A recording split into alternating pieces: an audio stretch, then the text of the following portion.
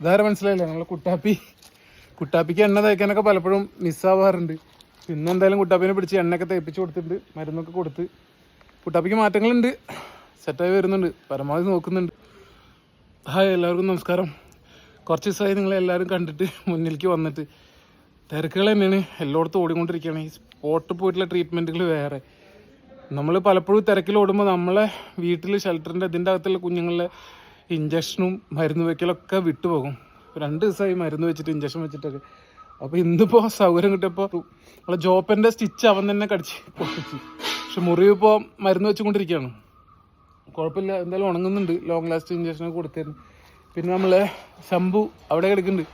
അവൻ്റെ മുറിവ് ഇച്ചിരിയും കൂടി ഉണങ്ങാൻ കിട്ടും. ആൾക്ക് രക്ഷപ്പെടാൻ, സ്വാതന്ത്ര്യം കിട്ടാൻ വേണ്ടിയിട്ട് ഒരുപാട് ടെൻഷനാവുന്നുണ്ട്. മാണിക്കൻ്റെ മുറിവ് പലപ്പോഴും ഡ്രസ്സ് ചെയ്യാൻ പറ്റില്ല. പക്ഷെ മാണിക്കൻ്റെ ഒരു കൈയില്ല കട്ട് ചെയ്തത്, അത് ഓക്കെ ആയിട്ട് ഇപ്പോൾ കുത്തിയിട്ട് അവിടെ തഴമ്പായി. ഇനി വേറെ ഒന്നാണ് ചെയ്യാനുള്ള, ഡ്രസ്സ് ചെയ്ത് കണ്ടില്ലേ, അവിടെ മാത്രമാണ്. അവിടെ ഉള്ളിൽ ഒന്നും കൂടി വരാണ്ട്, കൂടി വന്നാലാണ് പിന്നെ നമുക്ക് പേടിക്കണ്ട. അപ്പോൾ അത് അങ്ങനെ തന്നെ വെച്ചെടുക്കും. പിന്നെ നമുക്ക് ബാഗ് പോലെ എന്തെങ്കിലും കയ്യിൽ ഇട്ട് കൊടുത്താൽ പിന്നെ അങ്ങനെ സെറ്റ് ആയിക്കോളും. പിന്നെ ഉള്ളത് നമ്മളെ ബ്ലാക്കി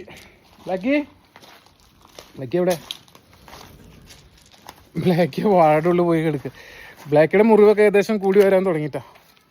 ബ്ലാക്കി വാഴയുടെ ഉള്ളിൽ കിടക്കുന്നുണ്ട് തണലത്ത്. ഇവിടെയൊക്കെ വെയിലായ കാരണം എല്ലാവരും ഓരോ മരത്തിൻ്റെ തണലത്ത് പോയി കിടക്കുകയാണ്. അമ്പുവാണ് നടക്കുന്നത് കേട്ടോ. 9th ഡെലിമൽ ലാസ്റ്റ് ആക്സിഡൻ്റ് ആയിട്ട് വളരെ ക്രിട്ടിക്കൽ സ്റ്റേജിൽ എത്തിയിരുന്നില്ലേ, ഇന്റേണൽ ഇഞ്ചുറി ഒക്കെ ഇട്ടിട്ട് ആൾ ഡെഡായി, ആളെ മറവ് ചെയ്യാൻ പോയി. പിന്നെ നമുക്കൊരു ജാനു വന്നിരുന്നു, അവൾ എന്താണെന്നറിയില്ല, അവൾ അപ്പിയിടണൊക്കെ ബ്ലാക്കായി, പയ്യെ വയ്യാതായി. അങ്ങനെ അവളായിട്ടൊക്കെ 2 ദിവസമായിട്ട് ഹോസ്പിറ്റലിൽ കയറി ഇറങ്ങി കിടക്കുക. എല്ലാതും വീഡിയോ എടുത്തിട്ട് അപ്ഡേറ്റ് ചെയ്യാനും എനിക്ക് ഒറ്റയ്ക്ക് എല്ലാം പറ്റുന്നില്ല. അപ്ഡേറ്റിങ്ങും വീഡിയോ എടുക്കലും ഇവിടുത്തെ കാര്യങ്ങളും കഴുകി വൃത്തിയാക്കലൊക്കെ ആയിട്ട്. അപ്പോൾ എല്ലാവരും റെസ്റ്റിലാണ്. പിന്നെ പ്രധാനപ്പെട്ട ഒരു കാര്യം, നമ്മളെ സ്ഥലം നോക്കിക്കൊണ്ടുണ്ട്. ഓരോ സ്ഥലത്തും നമുക്ക് പറ്റിയത് നോക്കിക്കൊണ്ടിരിക്കുക. എന്തായാലും അതും വൈകാതെ നമുക്കൊരു 20 സെൻറ്റെങ്കിലും എങ്ങനെയെങ്കിലും ഒരു സ്ഥലം ശരിയാവുമെന്ന് വിചാരിക്കുന്നു. എല്ലാവരും പ്രാർത്ഥിക്കണം. അതാണ് ഇപ്പോൾ ഒരു ഇതുള്ളത്. എന്തായാലും ശരിയാവുമെന്ന് വിചാരിക്കുന്നു. എല്ലാവരും സന്തോഷമായിരിക്കും, സമാധാനമായിരിക്കും. കാണാട്ടോ.